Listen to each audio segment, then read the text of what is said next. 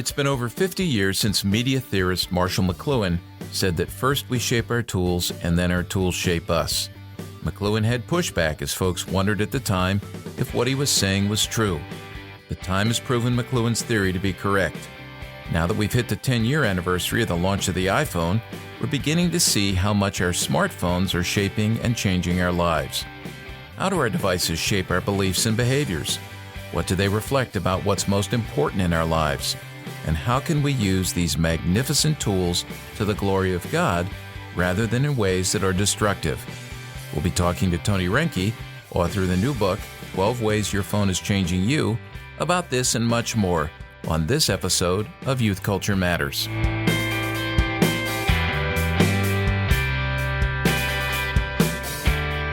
From the Center for Parent-Youth Understanding, this is Youth Culture Matters. If you're a parent, youth worker, educator, counselor, grandparent, or anyone else who cares about kids, we're glad you've joined us for this practical, informative, and hope-filled podcast. This is a place where together we talk and think Christianly about the rapidly changing world of today's children, teens, and young adults.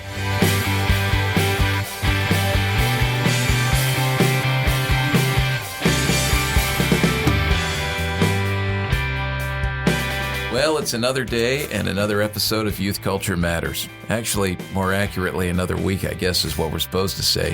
How would you say that, Jason? Or another episode. Or you wouldn't say it.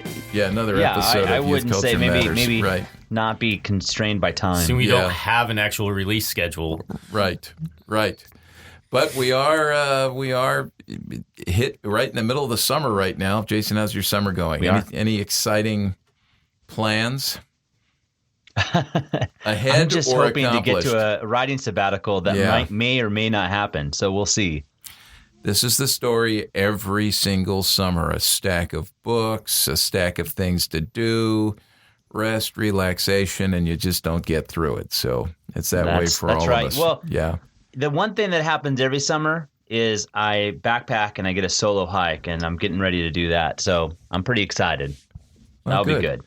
And you know, most people don't know this, but you had an encounter once, a standoff with, what was it, a mountain lion?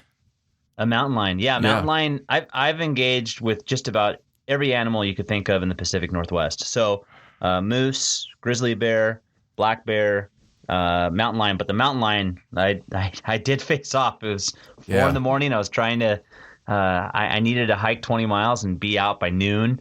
And beyond my wildest fears, I got out of my tent, packed up, and came down to where we had our food, because you leave your food in a separate place. And there was an actual mountain lion that was down by where the food was, and pretty crazy. Yeah, those encounters with animals, they are frightening, and I've been there because just last week, Lisa and I were eating dinner on our patio. And there's a bush over at the end, and we heard a little bit of a rustle in the bush, and there was I guess there's a nest in there of baby robins, and the mother robin was a little upset trying to bring the worm in because we were so close to the nest, and it got Robin, it got hairy. Mountain lion, it got very hairy. Yeah, they're pretty much the that same. can be pretty scary. Hey, you ever have your eye pecked at by a robin? Nope. I never have either, but it almost happened. I think we were close. It was frightening. Have you ever been dragged by the neck by a mountain lion? Well, it almost happened. No, not that I can remember. Yeah. I get it. I just go back to being on the patio last week eating dinner, and it's. Could you have taken 3 steps to go inside? Well, I like to live on the edge, and so I stayed out on the edge of the patio. Good job. Yeah. Why are we talking about this? What? It's summertime. You asked about animals. I was bringing up backpacking, and then you. Let's transition out of this to just see if about you guys, my experiences with wildlife. Yeah. What do you guys got for us today? All right. today? Speaking of the dog days of summer, we've got a baseball quiz for you too. Okay. See, I had no clue we were going to summertime stuff and baseball. All right. This was a good. Oh, this is great. So this is perfect. I've tailored this for the two of you. I'm just going to throw out some names of baseball players. I tried to pick ones that would be contemporary, ones that you would have grown up watching from your favorite teams. Who growing up? Which one of us? Because we're two different generations. Yes, you'll see one the of names us here. is not yet grown up.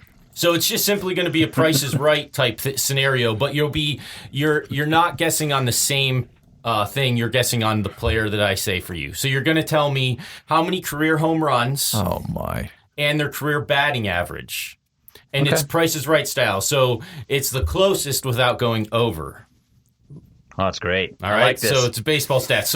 So here we go for you, and you each have 2 players. So Jason, your first one, and I'll let you think about him for a second. No Googling. Jason, Andre Dawson. I picked Cubs players for you. Yeah, Andre Dawson. Career home runs, career batting average. Uh-huh. And Walt, for you, we'll start with Mike Schmidt. Career home runs, career batting average. I love Mike Schmidt. Yeah, So that's good. I could have take a done few either seconds. All righty. of these. Okay, Andre Dawson. Man. Home runs average. What was his nickname? I'm trying to. Wasn't he had a nickname, Andre Dawson? What was his nickname?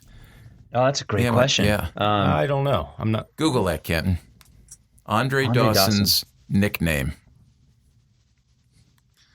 So, All right. good. You got some answers?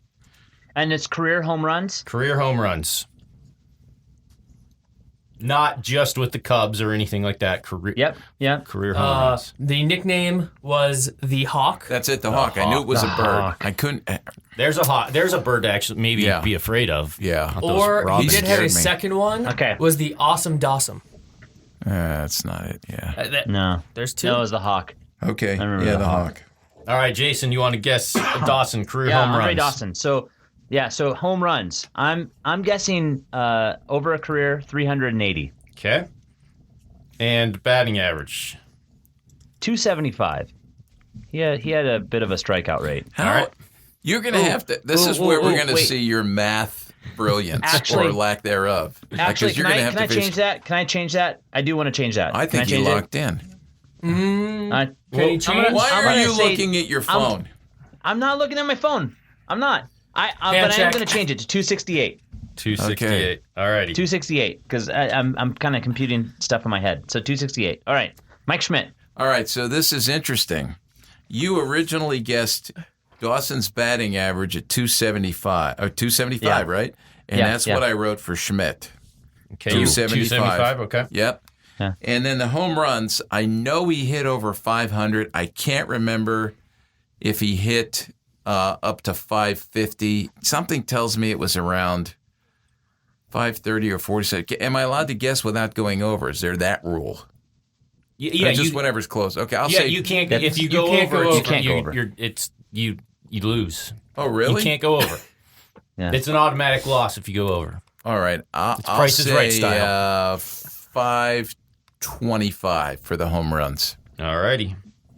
So for the first player, Walt wins in the home run category. Mike Schmidt hit 548 career home runs, so Walt was 23 I under. see. I was good. I have written down here 550, and I would have Nice. lost. You would have lost. You would have lost. Yeah, even though I was 2 off. And Andre Dawson hit 438, so Jason guessed 380, Okay. so he was 58 under. So Walt wins the career home run category. Andre Dawson had a career batting average of 279, so you were actually really close with your first guess at 275. Yeah. But even with the 268, you still win because Mike Schmidt was only a 267 career hitter. So Walt was over on that with his 275. All right. All right, one more. We'll do one. Each of you get one more player. Okay, this is good. Now, this is good. We're doing this. This is fun. This is the kind of thing, if you're, I guess you have to be a baseball fan, but choose any sport. And if you've got kids who've got an interest in sport, throw this stuff out there. This would be great father-son, mother-daughter. And take the time to tailor it to the audience. I picked Phillies players and Cubs Composition. players respectively for Walt and Jason because that's they're where their interest lies. Yeah. All right, your next player. Actually, this could have been used for both of you, but it's going Jason's way. Ryan Sandberg Yeah, that's good. and Walt. I'll choose for you, Dick Allen. Oh, you know. So again, career home runs and career batting average. Okay, now you know. He used to be called Richie, and he was one of my favorite players, number 15. That's what I picked. I picked it for you. Not in the Hall of Fame. Are you aware of that? I couldn't have told you that, no. Yeah. I don't think he's in the Hall. Check that. Google that, Ken. I think he's one that they've tried to get in, but he's not in. And our buddy Greg gave me asked me once who my favorite player was as a kid and gave me 2 nice big autographed pictures of him. One in a Phillies uniform, one in a White Sox uniform. Rookie of the Year, 1964. And you were 8 or 9? 8 years old. Yeah. Wow. Richie Allen. Played third base at the time. All right, so we've got silence here. All right, Go ahead. Yep. I didn't write anything. I didn't write anything down Go yet. ahead. I Well, was you can go too first busy. this time. All right, I'll just say I don't have anything written down. I'll go with I'm going to go with 270 for the batting average. Okay. And for the home runs, I'm going to go with 410. Okay. Okay, so for Ryan Sandberg, I'm going to go with 280 for the average and 407 for home runs. I have to say this about Ryan Sandberg. I now live in the city where he grew up. He went to North Central High School. That's where my son could potentially go. Okay. If we don't move, and which I don't plan on, but who knows what the next 10, 12 years will bring. But here's the deal. This is I turning learned into about North Central High Jason's School. biopic. No, I learned about North Central High School when I did a report on Ryan Sandberg in 3rd grade, and it was the first place I visited when I came to the city. Pretty cool. Yeah. All right, so both of you drastically overestimated the number of career home runs, so you're both over. What were they? Ryan Sandberg had 282. Okay, that's all right. Dick Allen had 351. So you were both over, but Walt was much closer in that one there. But then for the batting average, Jason won that one again. You guessed 280. Ryan Sandberg had a career batting average of 285. And Walt, you guessed 270. Dick Allen, of these 4 players, is the highest career batting average of 292. Wow. Yeah. So you kind of scared me with that going over thing. That is a great that average. messed How me many up, years yeah. did he play? How many years did he play? That's a good question. I did briefly look at that. He played a lot more years than I expected. It was 16, 17 years. I got a hunch Maybe right Ken now. can find that for us. I'm a little worried that right now we're making baseball actually more boring for people who already say it's boring. But this is the fun of baseball. We're not doing soccer stats. Yeah, just bear with me. This is not about baseball, folks. This is a competition between me and Jason, and I lose again. In soccer, the Price is Right, where you just guess one. That wouldn't even get you anywhere because that would be over. Yeah. How many career goals? One. Right. Nope. Well, 0. it's under. He played it's for in 27 years, but he never We're scored still a goal. underestimating the beauty of that it's sport. one digit. But we'll leave it. Yeah. We can. I just have to say, a 290 average over 16 years is unbelievable. That's pretty amazing. That is some incredible hitting. I'm sorry. I agree. He's not in the Hall of Fame, is he? Correct. He is Yeah. not. And people have that's argued about that. insane. He should be in the Hall of Fame. He is considered, from what people say, he is considered the best baseball player of all time not in the Hall of Fame. Okay. Oh, that makes sense. 290? That's All right. amazing. Do you have his his page pulled up there? Because I'm gonna tell you I know where he's from. He did play. He played 15 years, by the way. Okay, and where is he from? Still amazing. Wampum, Pennsylvania. You are correct. For bonus points, how old is he? Well, let's see. 64 would be 81. 21, 20. Jason, you are over. He's probably 73, He is 75. 75. And you know that his brother played baseball as well. You know what his brother's name was? Ron Allen. Richie and Ron. Huh. Hey, we need to talk about something that's From baseball to youth culture, what do you guys got today? Let's do it. Well, you know what? We're midsummer, and there were a couple of things that happened back in early June that we have not talked about yet that I just want to mention briefly because later on today we're going to talk about technology and some of the pitfalls of technology and some ways to use technology to the glory of God when we have a conversation about a new book called 12 Ways Your Phone is Changing You by Tony Reinke. Now, what I want to talk about, Jason, I just want to ask you about this, just a short conversation on each. Yeah. Two stories that came up. One we've talked about before, and this was the court case in Massachusetts where now 20-year-old Michelle Carter was convicted of, I think it was involuntary manslaughter. That was the verdict in this trial. In the death of her boyfriend, or then boyfriend, Conrad Roy, which was back in July. This happened in July 2014, where he was depressed. It's now come out she was depressed. She had an eating disorder as well. A lot of this came out in the court case as they were back and forth, prosecution and defense. But anyway, long story short, Conrad Roy took his life in a parking lot, died in his pickup truck, carbon monoxide poisoning. And Michelle Carter, after he died, it was discovered on his phone that she had sent him electronically, a lot of them text messages, but there were also some phone calls, messages encouraging him, go ahead and do it. Why haven't you done it yet? What's taking you so long? I think even suggesting the manner in which that happens. Now, of course, she was arrested almost immediately.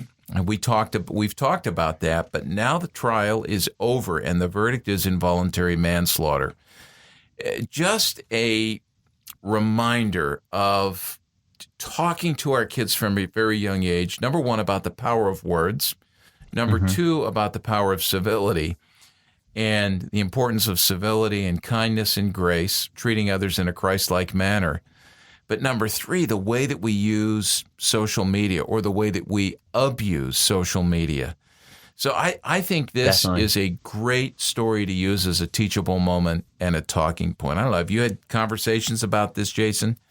Well, I just the one thing that I'm always aware of is what would have changed had there been face-to-face. What I'm curious about is the face-to-face conversations that happened outside of these texts, because I think when you text, you have this process that's in play that allows you to separate yourself from the situation a little bit. And so sometimes what you write in a text or on social media is not always connected to what would happen in a face-to-face conversation. There are multiple times where people will open up and say things that are completely surprising to me through text and then almost deny it when I see them in person, or refuse to speak about it. So I think finding a way to be able to communicate what we say through text should also match what we say in person and vice versa. I just think that there's a lot of potential for us as parents and then also as youth workers to be able to find ways to bring those together in such a way that they're similar, that they're not different, that they're one and the same. This is another example, and this is where the reason we're talking about this is, number one, it's important because it's happened. And number two, it reflects new trends. But number three, it does, I'll just reiterate this, offer talking points with our kids. So if you're a youth worker, this is the kind of story that you can throw out there on the table, pull up a YouTube video, a news report on it, grab some of what's come out in print journalism, summarize the story, lay it out before your kids, and have a conversation about ethics. You know, what are the issues here? What was happening that shouldn't be happening? What's not happening that should be happening? What was done right? What was done wrong? And then how do we follow up from that? So this is a good one for you to talk about. Let me throw a second one out there. And this before you do, well, before you move on the second one, I do think that one of the other elements that we've not discussed that does need to be a part of this discussion is mental illness, because as the course case went on, what was shared really had to do with mental illness that was happening in his life and then also in her life, and then there was also the some of the issues surrounding food. I think that we just need to be able to recognize that sometimes we avoid those difficult conversations, but those are the conversations that we really need to be able to engage. Sometimes we can not feel equipped, but there are plenty of resources that allow for us to be able to engage in those conversations. And so we need to be able to be bold enough and brave enough to be able to enter into those. Yeah. Well, here's another one that I think is worth talking about, and it came out about the same time, early June, just not that long ago, just a few weeks ago.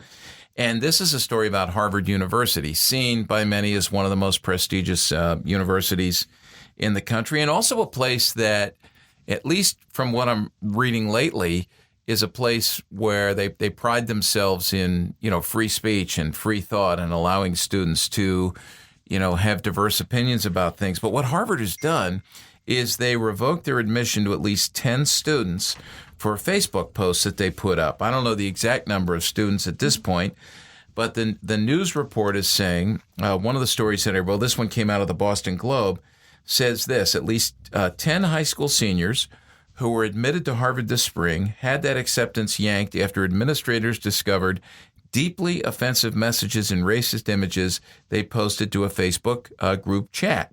This was a group chat for incoming freshmen, the incoming class, would that be the class of 2021, who were coming in this coming fall to Harvard University. Among the students who lost their seats at Harvard is the daughter of a couple of major donors.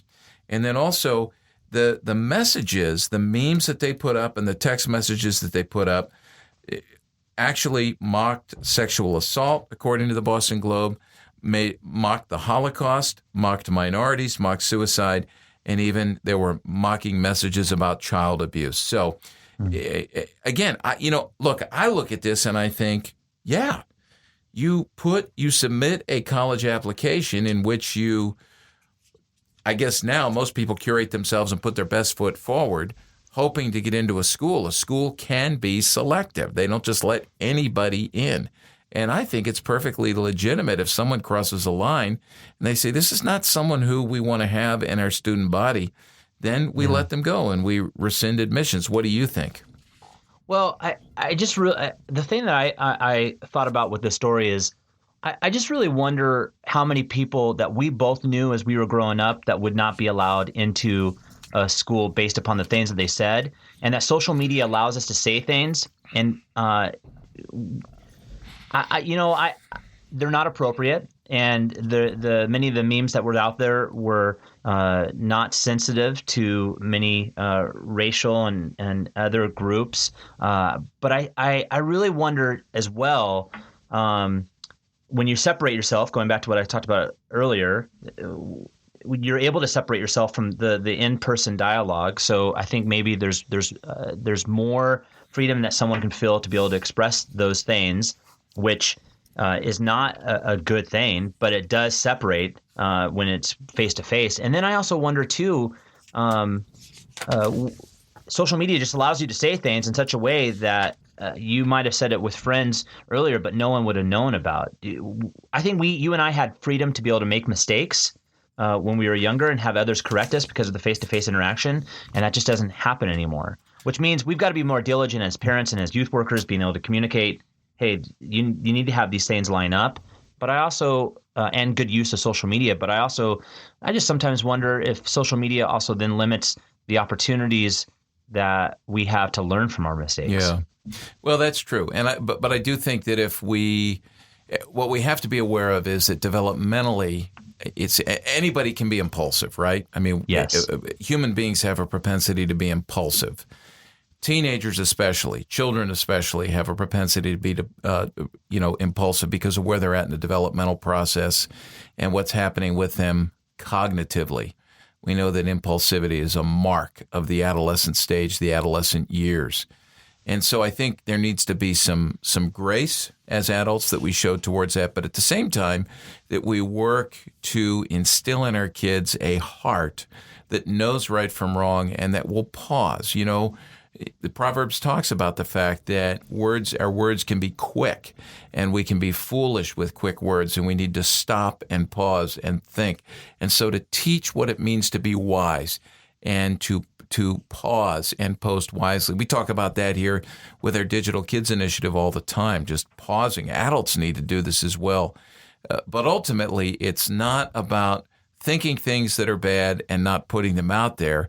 Really, what we should do is shoot for the heart. Obviously, we want our kids to show restraint, but shoot for the heart and get kids to see the difference between right and wrong and make good decisions based on the desires of their heart as they desire to bring honor and glory to God through the things that they do, the things that they say, and the things that they post. So, again, use this as a story to talk through this. Well, We're going to have a conversation today with someone who's written a fascinating brand new book. I think this guy is a gift to the kingdom, a gift to parents, a gift to youth workers.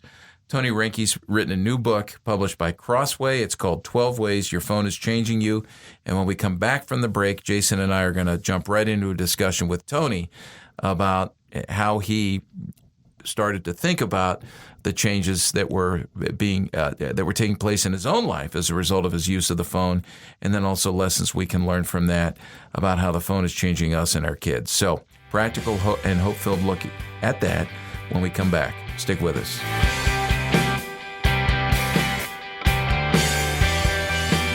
We're excited to announce that one of our most popular CPYU resources of all time has just been released in an updated and revised format. Tens of thousands of kids have been trained by their parents and youth workers to think Christianly about music and media with our How to Use Your Head to Guard Your Heart 3D Guide to Making Wise Media Choices. This easy-to-use teaching tool needs to be in your youth ministry toolbox if you desire to teach your students to integrate their faith into all of life. Jesus calls us to follow him, and that includes following him into the 6 to 9 hours a day of screen time that shape and mold the beliefs and behaviors of our kids. To learn more about our 3D Media Evaluation Guide and to order a copy for every member of your youth group, go to our website at cpyu.org. Teach your kids to engage with media to the glory of God.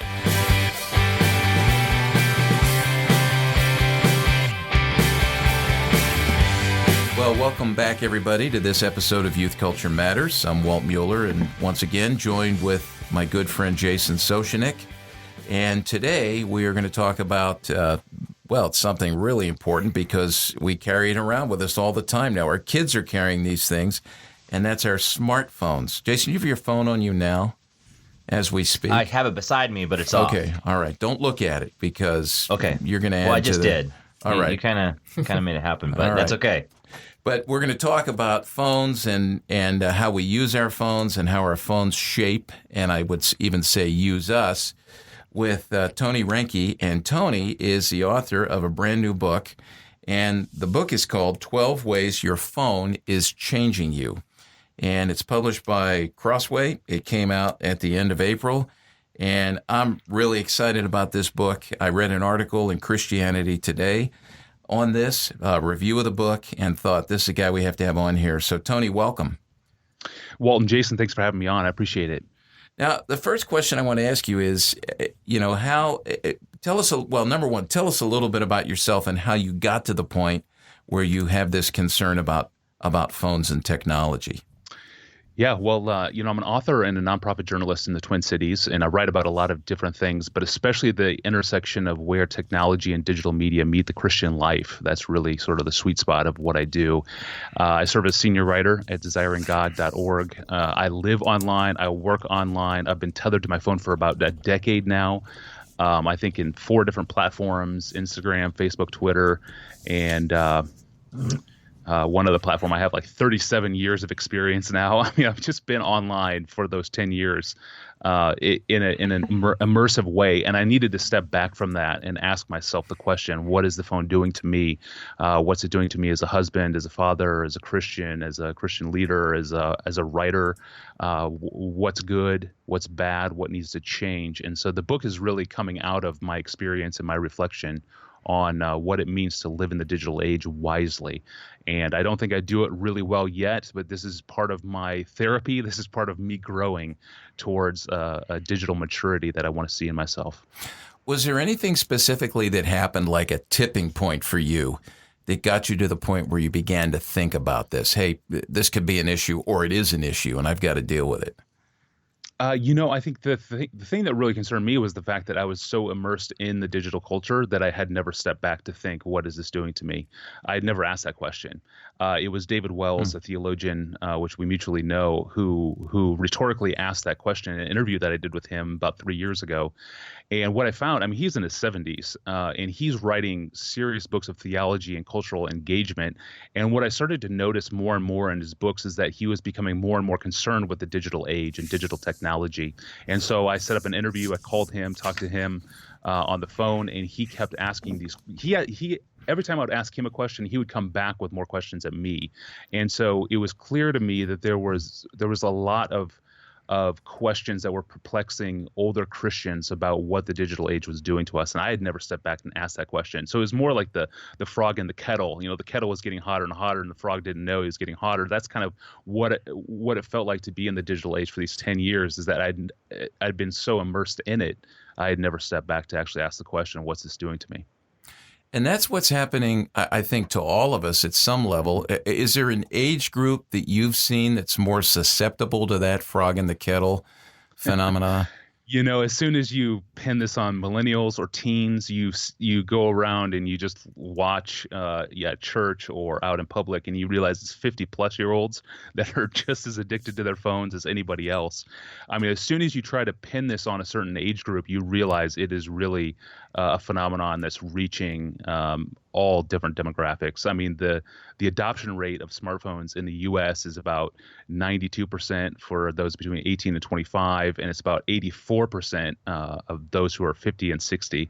So, I mean, there's an immersion that transcends demographics, and it's really a wholesale cultural issue. So as soon as you say, those teens always on their phones, you realize that you look around and you see your parents, your 50-plus-year-olds, they're on their phones too. And so it's not limited to a certain age. Yeah, we've mentioned before that Common Sense Media, a group that's done some research on, average amount of screen time per day. And they've released research on tweens, ages 8 to 12, teenagers, ages 13 to 18. And when we hear those stats, 6.5 hours, then 9 hours for teens, we tend to shake our heads as adults. They released, about a year after they released that data, research on adults and parents, and found that parents actually are spending more time engaged with their screens than our teenagers, ages 13 to 18. So, yeah, you're right on there. Can I ask about how your faith intersected with this as you were going through this process? It sounds to me like, Tim Challies, you're probably familiar with Tim and what he's written in The Next Story. And he says most of us function first and foremost at the level of experience. We don't take into account theory. And there's some great theory out there that is being developed right now that's expanding quickly on the blessings and curses of technology and the way we use our devices. And he says we don't either go to the level of theology.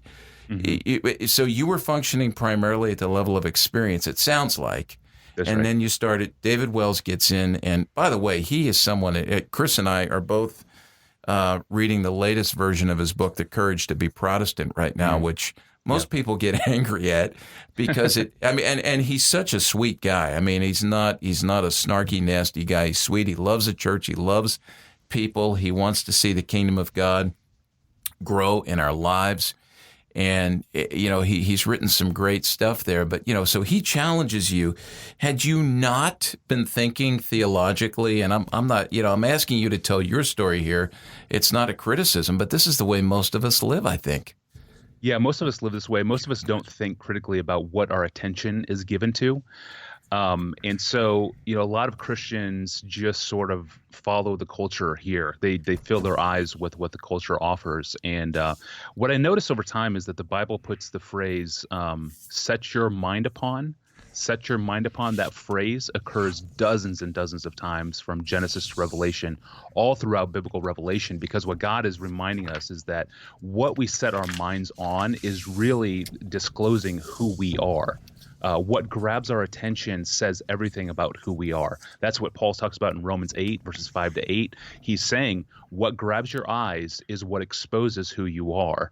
And so the gospel is about setting our minds on Christ, who is our supreme treasure. That's Colossians 3.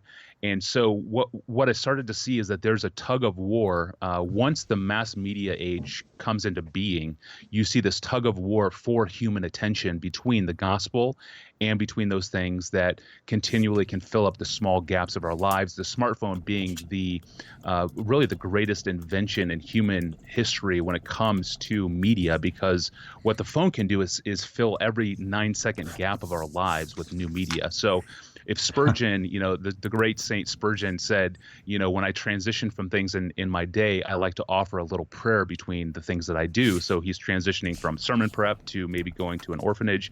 He's got a little bit of time. He's going to pray in that gap. And what do we do in those little gaps is we tweet, we check Facebook, we go to Instagram, we publish a picture. So every little small crack of time that we have in our day is now filled up with this new media in a way that's really revolutionary, but it also makes us step back as Christians and think, okay, what am I giving my attention to, and what does that show about my heart?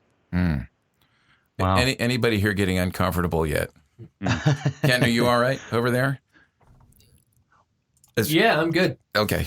All right, good. Ken's our millennial here. We harass him all the time, so he's our tech guy, and I just give it to him a little bit. But you're right, it's all of us, and this is good. This is good to think this way. So let me ask you this question: how often, on average, do we check our phones every day?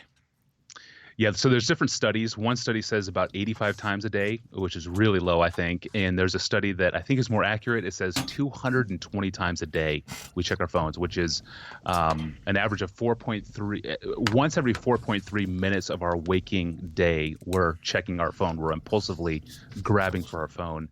But the thing, there's an even newer study that came out in April that says really our phones are always on our brain. The study is titled Brain Drain. And what they came up with is this idea that if our phone is sitting on the table, if we can see our phone or if we can access our phone, some part of our brain is always thinking about the possibilities of what that phone can either offer us or that we can use the phone to publish. And so some part of our brain is just dedicated now to thinking of what can I use my phone for and what is my phone about to offer me through a push notification.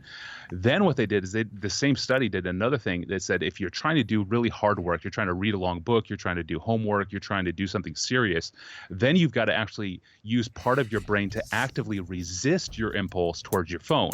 So what this study called Brain Drain came up with is whether you're wondering about the potential of your phone or whether you're actively trying to resist your phone, some part of your brain is cognitively focused on the phone at all times. So we're always online. That's the reality. And our brains cannot focus entirely on anything anymore because our phones are close to us. And unless we can learn how to get our phones out of reach, out of sight, out of mind, some part of our brain is always thinking about our phone. And so that brings up the question that even Denzel Washington recently asked on the BBC interview that he did. What is the phone doing to us? It's a rhetorical question. What is the phone doing to us? The culture's asking this question. Pastors and parents are asking this question. And it's really time for us to open up Scripture and to really think about our attention, to think about our appetites, and to really ask the hard questions of what is the phone doing to us, and even more foundational, what is our phone exposing in our hearts?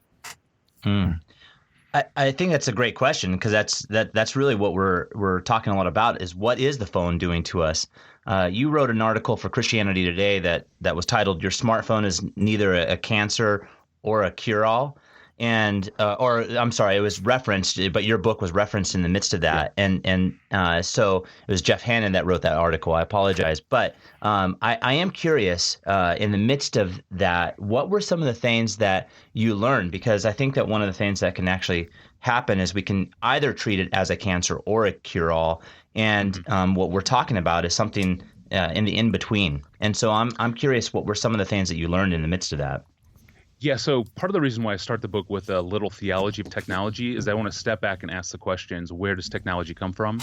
And what is God's relationship to technology? I could only flesh those out in a few pages, and I kind of just give a survey in those few pages. And I'm stepping back and kind of working on a bigger, thicker, deeper project that's going to actually ask those questions and press into the questions in a more full way. But I think, number one, we have to recognize that technology is a gift from God. It helps us push back the consequences of sin. It helps us push back the consequences of the fall. So we have medical technology, all types of agricultural technology is helping us to deal with a fallen world in a way that is a gracious gift from God.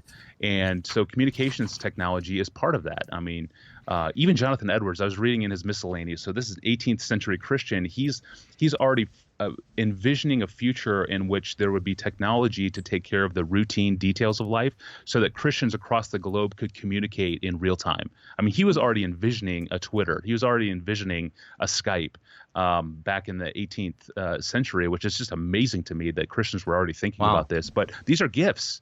These are gifts to draw the global church together in a way that had never, ever, ever been conceived of. And so there's a beauty to technology. There's a wonder to technology. There's also concerns and there's damages in how we use technology in a way that does not honor God. And so I think we have to come to terms with the fact that when it comes to our relationship with technology, it's not easy and simple and clean and clear. There's on one hand a wonder and a praise that we give to God because the technology is here because he makes it possible for us to have an iPhone. The iPhone is not something that humans created ex nihilo out of nothing. The iPhone is not something that aliens beamed at our universe from outer space. I mean, it's a gift that God gave to us. It comes out of creation. And so we embrace it as such, but that does not baptize all the ways in which we use our technology. So I think we have to start, and the only way I can really engage this question is to step back and ask those huge questions of technology, which opens up a lot of several cans of worms to get into debates and things. But that's essentially where I start, is with that premise. Technology is a gift from God, and we can use it for good and we can misuse it. That's really good. We work very hard here to help people understand that God made all things, declared all things good. And then the fall has distorted that. And certainly this is why we need to think Christianly, think theologically about our technology. I want to take a rabbit trail. I want to hop off something you said because you mentioned Jonathan Edwards. And one of I think one of the issues that we're seeing in our culture today and even in the church is due to several forces, generational segmentation, which marketing has driven. We classify, we characterize different generations and age groups, and we assign markers. Some of those markers are fair, some of those are incredibly unfair. But one of the trends that I'm seeing practically as I talk to young youth workers and talk to parents is if someone is not from my generation, if someone is not living and breathing right now as a younger person, there's very little that they can say to us. And so you go back, I just want you to speak to that because it's interesting to me, it's exciting to me that you're not just consulting with the people who are writing about these things or thinking about these things now, but you're going back in history. What's the value of that? Even talking to a guy 75 years old like David Wells, what's the value in that? What drives you to do that? Just say something about that because I think that's important. Yeah, I mean, I would be really uncomfortable as a Christian writer writing anything that does not take into account previous generations of Christian thought or elders today.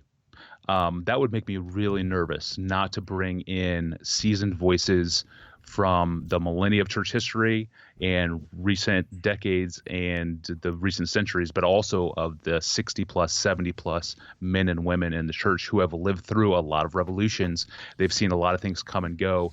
There's something, because the gospel is eternal, there's something relevant that gets passed on from generation to generation, no matter how different those generations are. And so we have to listen to the Spirit of God as he's worked through the different generations. That includes David Wells, Jonathan Edwards, Augustine. I mean, there's a lot to learn. And so when it comes to attention and what do we give our eyes to, I've kicked around a book, possibly to write a book in the future on video entertainment. Video entertainment is a concern that goes back to the Colosseum in Augustine's day. What do you set your eyes on? What do you look at? It goes back to what the Puritans were wrestling with in London. I mean, there's a Puritan preacher, a fairly famous Puritan preacher who lived in the same neighborhood as Shakespeare, and so there's this huge cultural back and forth. What do you do with the theater? What role does it play? What dangers does it pose? And so as you look throughout church history, you see that these questions of attention, these questions of longings and desires, they are perennial. And so the smartphone is just the latest manifestation of something that grabs our eyes, grabs our hearts. But that's always happened in every generation. You can go back to the four soils. Jesus is talking about distraction back way before the digital media age, way before the media age. People are concerned with wealth and concerned with all of the things that life throws at you, and you can get so distracted that the gospel, like a seed, just gets choked out by the thorns and thistles. So I think when you start to look historically, you start to see these patterns of concern that then make sense of the latest technology. Now, that doesn't mean that it makes the latest technology really easy to discern, because there's still nuances and things, especially when it comes to biotechnology today, is very difficult to discern. But we have a legacy of Christians who have been thinking about these things at some form, at some level. Tony, this is really good. We need to take a break, and when we come back, we want to ask you specifically about what you've learned, what you've put in the book, and how our phones are changing us. So we're going to take a break. Stick with us, and we'll be right back after this.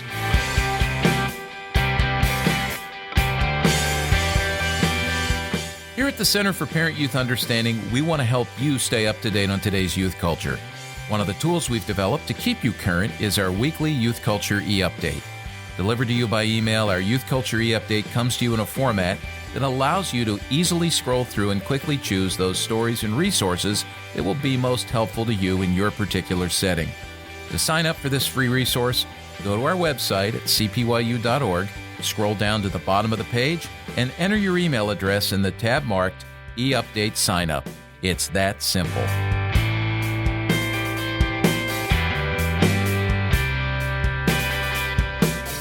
Welcome back to Youth Culture Matters. We're continuing our conversation on the smartphone, and with our guest, Tony Reinke. We're so thankful for you to be here. I want to continue the dialogue that we've had from our first segment, and what I want to be able to find out is, you wrote this book, 12 Ways Your Phone is Changing You, and I would love to dive into a couple of those points that you made in your book. One of the first ones that I would love for us to be able to discuss was how your cell phone jeopardizes relationship, how it can jeopardize what kind of time you get with family or friends. So maybe if you could dive a little bit into that. Yeah, absolutely. This is the second way. So 12 ways your phone is changing you. This is number 2 on my list. We ignore flesh and blood. We ignore the neighbors around us. We ignore our immediate family. We ignore people on the road. So we could talk under this category. We could talk about texting and driving 50 miles an hour down the street, distracted and unconcerned for the person across the street from us that may be separated from us simply by a yellow line in the middle of the road, and we can cause all sorts of damage. But social media itself isolates us to a set of people who are most like us in interest and age. This is something that I discovered as I wrote the book, is just how demographically isolated we become. The people we follow and the people we talk to online, especially among teens, are going to be other teenagers.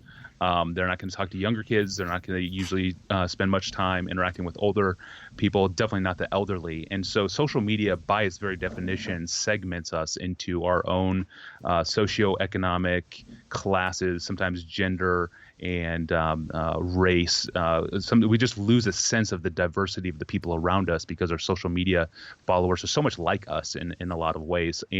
But again, this is really a perpetual problem that Jesus warns us about over and over a long time ago. And the thing that comes to my mind is the story of the Good Samaritan in Luke 10. So you have a priest and a Levite who have their minds so consumed with remote ministry possibilities. Those are good things. Remote ministry possibilities. What can I do to serve the Lord? That's a good thing. But they have their minds so set on those remote ministry possibilities that they just step over the needy guy who's bleeding out in the gutter of the street. And we're prone to do this very same thing. We ignore the needs that we see at our feet because we have become so enamored with all of the possibilities out in the remoteness of the virtual world. And so I coined the phrase embodied placidness. Embodied placidness. This is neighboring, a concern for people around me. And so when you look at that story in Luke 10, the priest we could imagine the priest is going off to the temple to do his holy duties. He's clean. He's just took a shower. His clothes are spotless. He can't get dirty with the guy in the street. You've got the Levite who maybe he's late for a preaching gig off in the distance. He can't stop, and so you see the remote possibilities of ministry cloud them from seeing their neighbor right in front of them. And I think digital media does the same exact thing for us today. Texting and driving, again, I think is one of the illustrations here of just not thinking of our neighbor. Again, when Jesus was asked, who is my neighbor, he points to a street, because on the street we're so thoughtless about the people around us. And so you're right. We attend parties and we just sit there staring at our 4-inch screen. We go on a family vacation and we ignore our family and we look at our screens. And at root, our phones push us to evade the limits of embodiment. That's the promise of the iPhone, is that you can escape space and time. You can escape this embodiment to live in the virtual, ethereal realm of the virtual world. And God says, no, your body, soul, spirit, you're a holistic being, and you must pay special attention to those people who are in physical proximity to you. And so Jesus in Luke 10 is a great reminder that the people around us have been put in place by God for us to serve them in very real ways. And this, of course, has huge implications for youth ministry and churches and communion and fellowship and you name it. But I think Luke 10 is where I go back to. We ignore our flesh and blood because of the possibilities of what we could do in the virtual space.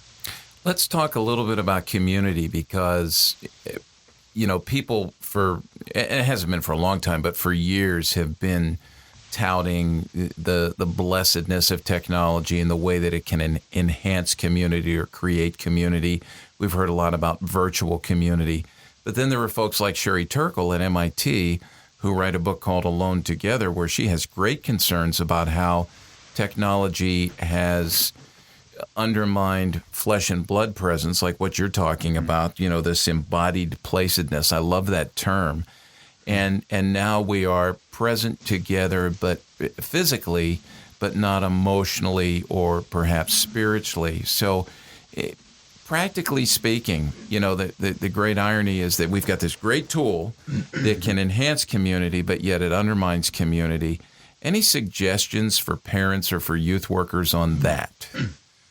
Yeah, I mean, some of the simple things is to get away from the phone, put the phone away, and go on youth retreats. Digital device-free youth retreats is, I think, one of the most countercultural things that the church can offer. Not having phones in the car when you're driving around with family, not having phones at the dinner table when you're with family. Those are pretty simple, basic things, but just keeping the phone out of sight, out of mind is really, really helpful in those scenarios. But yeah, technology poses. Again, it goes back to this weird conundrum of the benefits and the drawbacks of technology. When we talk about Skype is great. We're talking through Skype right now. I love Skype. I use it every week to meet new people and to get new relationships online and to do interviews and things. It's great. The problem is, for example, if you're doing a Skype conversation or messaging someone with a video app, you can never make eye contact. So if you're looking at the screen, you can look at yourself, which is what we often do, is just stare at ourselves like, what do we look like to the other person? Or we can see the video of the person we're talking to, or we can stare right into the camera. So those are our three options, but we can never make eye contact. And so when it comes to video messaging, there's always this slight disconnect where we're never really engaged eye to eye. And this has profound implications for the local church and joy. I talk about in the book, there's 3 references in the epistles where an apostle tells a church, I'm writing you this letter, this epistle, but I can't wait to meet with you face to face so that our joy may be complete. And so when it comes to joy in the local church, that's a face-to-face thing. You can't compensate with a letter. You can't compensate with media on the truest, deepest fellowship that's face-to-face worship together. There's no replacement for that. At the same time, again, you can meet new people online that you would never meet otherwise. One of my best friends is in Canada. He's an Anglican pastor up there. We would have never met had we not used Twitter and blogging and online mechanisms. So it's a pro-con. It's you cannot use social media as a replacement for emotional empathy and things like that. You have to be with a person face to face. There's no replacement for that. And I think what social media does, especially in Facebook, is we're offered this opportunity to watch people's ups and downs and some of the tragedies in the lives of our friends, and we can offer them emojis. I mean, a superficial emoji response of either happiness or sadness, we don't really have to engage emotionally in them. We're just passing through voyeuristically, looking at other people's lives. And if we want to interact, it's a contrived emotion. It's not truly deep. It's not felt. It's not communion. And so, again, there's pros and cons, and we have to constantly think through these things. But I think social media is it's convoluting our emotional responses. It's making it too easy. Things come at us too fast. We can't really truly engage with them with the emotional currency that we need to, and it makes us superficial. And that bleeds over. If Facebook is conditioning your relationships with others, when you meet face to face, those same patterns are gonna spill over into your face to face relationships. Your emotion is going to be thin. It's going to be contrived. It's not going to be deep, heartfelt. You're not going to truly carry the burdens of one another. And so, man, we have our work cut out for us. I want to ask you to comment on this. Let me give you a thought here. We had Donna Freitas on here a couple of months ago, and Donna's written a book called The Happiness Effect. I don't know if you've seen that book or not, but basically, I mean, you know, what she's talking about there is we go out of our way to just, whether we're happy, sad, indifferent, we have to appear happy. So you talked about how we observe and can track with people's ups and downs. From where you sit, do you see people giving us on social media, curating themselves to put forth more of the ups, even when there aren't even ups to be put there? I mean, they fabricate ups and less of the downs. And just a comment on what that does to us and does to community. Yeah, well, it depends on the mechanism. So if you're talking about Snapchat is intentionally a moment of time in which you just take a selfie and you connect with someone. It's not edited. It's not filtered. It's just there. It's ephemeral. It's gone. Facebook, Instagram, those are more scrapbooks. So you're putting together an online curated book of images that you want people to see. For a long time, there's been a criticism that people, when they're online, they just want to put their best face forward. They want to shelter themselves behind the best face that they can put. I think that's part of it. But I think what Donna does in her book, The Happiness Effect, which I think is really, really insightful, is she shows that there's a professionalization of social media. So if you're a teenager in high school, you only want to put on Facebook and Instagram things that you know the college that you're looking for, Harvard, Stanford, whatever, they're going to go in and see. So what you're doing is you're putting forward a face that says, I've got it together, I'm smart, I'm confident, I am trustworthy. And so the professionalization of social media, and I do the same thing as well. I mean, I know my employer is looking at everything I post on Twitter. And so there's something in the back of my head that says, you know what? This is part resume, and I want to put forward a picture of myself that is employable, that is confident, that is trustworthy. And what that does, though, is when you have a bunch of curated profiles like that, and then someone goes through a difficulty, a challenge in life, you know, they lose their job and they go to bed at 10 a.m. with a bucket of ice cream, and they're going to watch Netflix and just scan through social media. That just heaps condemnation on them. Because they're comparing their broken life to the put together life that they see curated online. And so, yeah, there's a facade, there's a fakeness to it. I don't think it's always an intentional fakeness that we're just trying to make ourselves look good for other people. But I think there's a professionalization. We want potential schools and potential employers to look at us and see that we have it all together. Mm. Wow.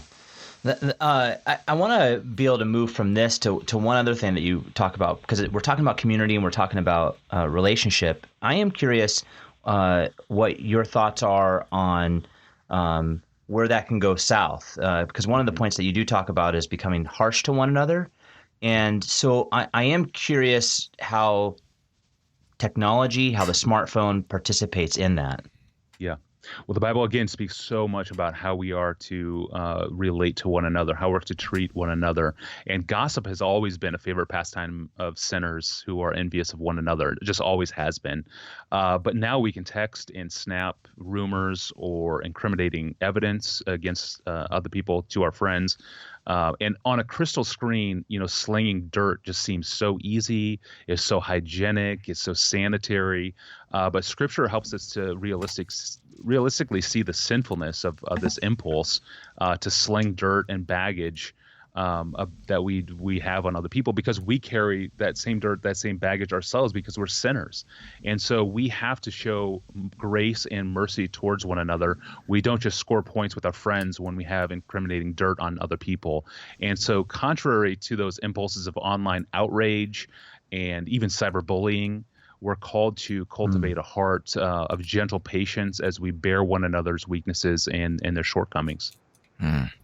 It's really interesting, because you're talking about the dynamic of, I see this all the time with teens. I see this with adults. The language that happens when it's through text and no face versus in person, face to face. The language is totally different. Even though there might be a disagreement, the language is different, and so it teaches us. Well, what I'm curious is because we have texting, and then you spoke earlier about demographically isolating us. Mm-hmm.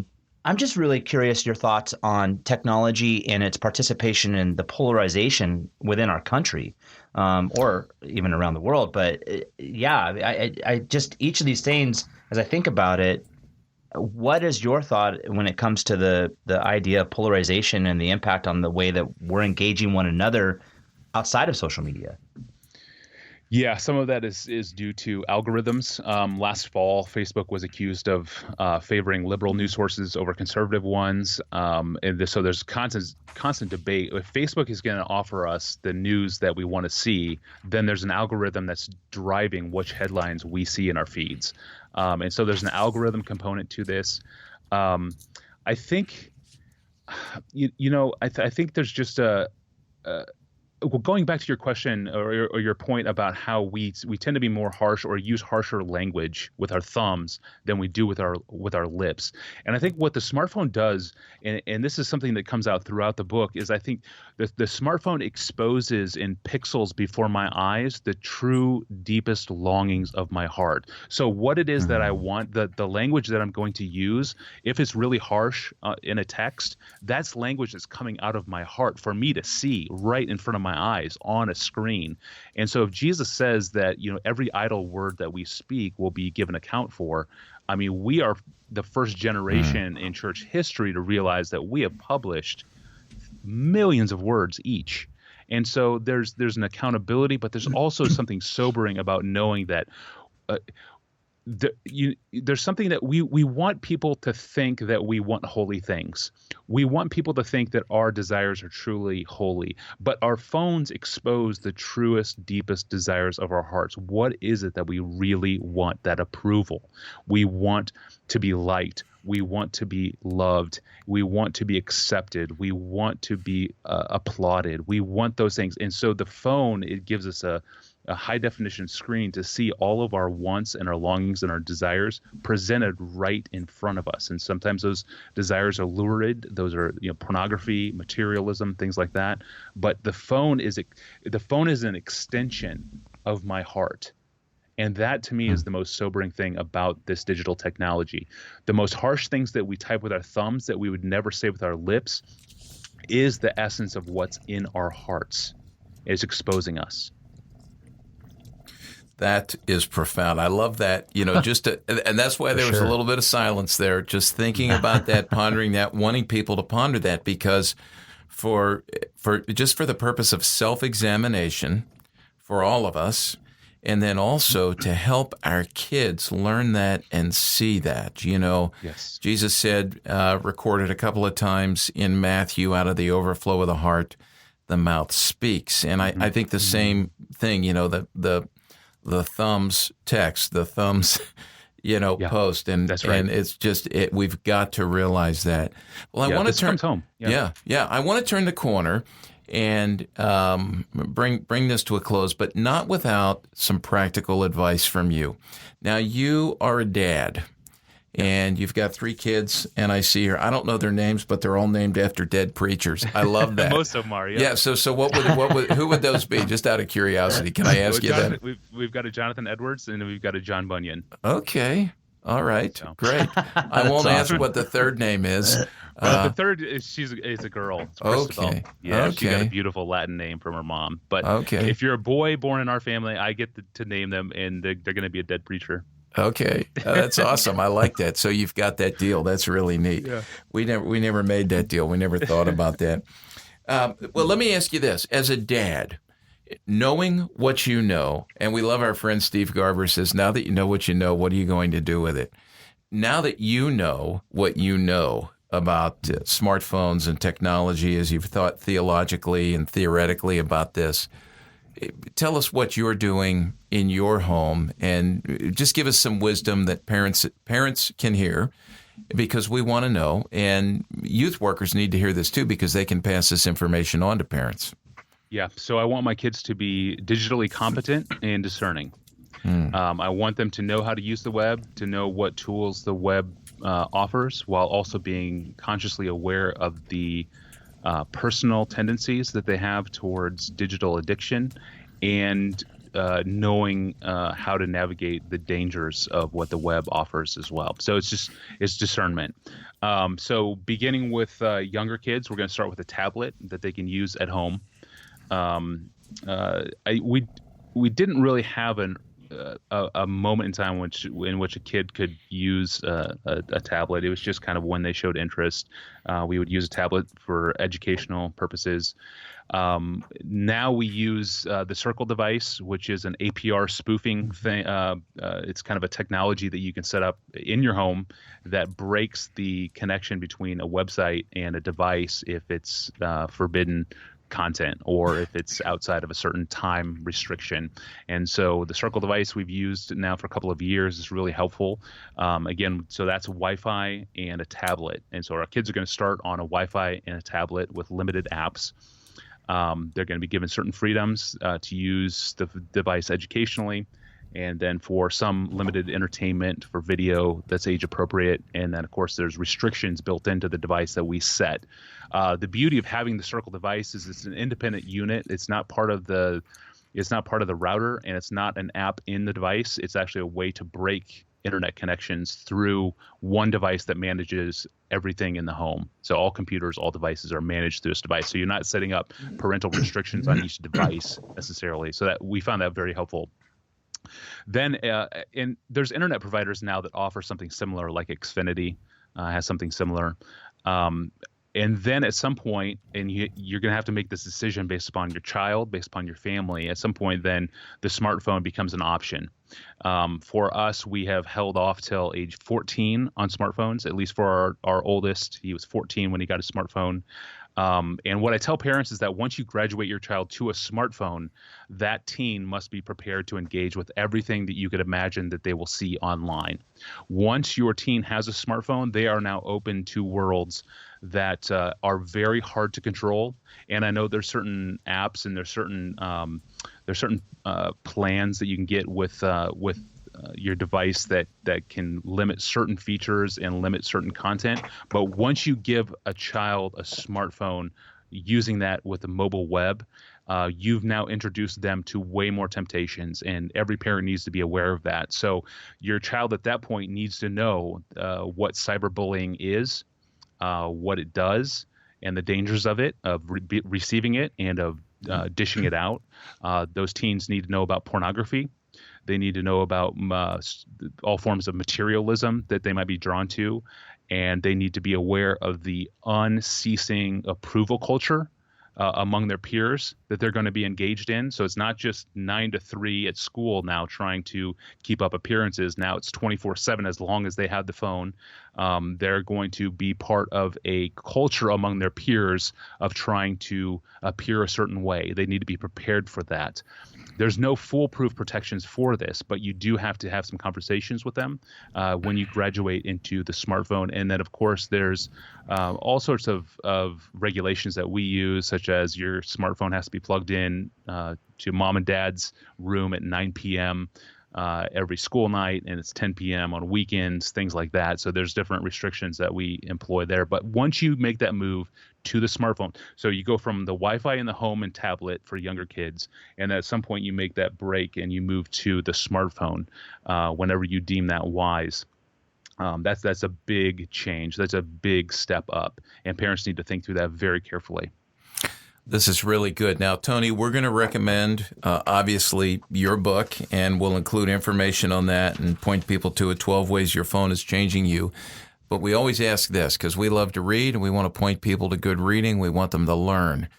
Any 2-3 books that you would recommend beyond yours that you have found really helpful for you personally as you've thought Christianly, thought theologically about the issues of technology and smartphones? Yeah, so Andy Crouch has a new book called The Tech Wise Family, I think it's called. Mm-hmm. And he's got some really good practical advice on how to walk your kids through that digital transition as well. So he's going to be helpful there. I think of my book is really helping parents to discern their own hearts so that they can help their child with their hearts. And so getting at the deeper impulses of what draws mom and dad to their phones, just as what draws the teenager to their phone. So I'm really looking at it from a deeper theological gospel angle. And what Andy Crouch has done is looking at more of the rules and limitations and guidelines of how you walk a child through that transition. So I think his book, I think in Amazon, if you look at my book or his book, our books complement one another, is like the most recently or most commonly purchased book besides this one. We're always 1 and 2 together on each page. And so I think they go together really well. Good. Well, we'll recommend those. Well, Tony, thanks so much for taking time to be with us. This is really helpful. And very helpful. As I say all the time, anyone who's listening, if you aren't listening and streaming from our cpyu.org homepage for Youth Culture Matters, get there, because everything that's been mentioned, including a lot more, we're going to link to some articles that Tony's written that are very helpful, and everything he's mentioned here, we're going to include links to that. So there'll be a wealth of resources there that if you want to go further, and you should, on this, think more deeply about this, go there to cpyu.org, hit the Youth Culture Matters page, and look for all the links that are there. So, Tony, thank you. Jason, any final words? Yeah. No, this was an incredible time. I'm thankful for Tony's insight. So Thank you for your time, Tony. We really appreciate it. Jason's got 3 young kids, so this is good for him. And I've got 4 older kids, so this will be helpful with my grandkids. So, all right. Well, thank you, Tony. Thanks, Jason. Thanks, Kent. And thanks, Chris, for putting this together today for us. And we'll talk to everyone else again on the next episode of Youth Culture Matters. Thanks for joining us for Youth Culture Matters, a podcast from the Center for Parent-Youth Understanding. If you'd like to learn more about today's youth culture, visit our website at cpyu.org. And if you have any questions, comments, or feedback, email us at podcast@cpyu.org.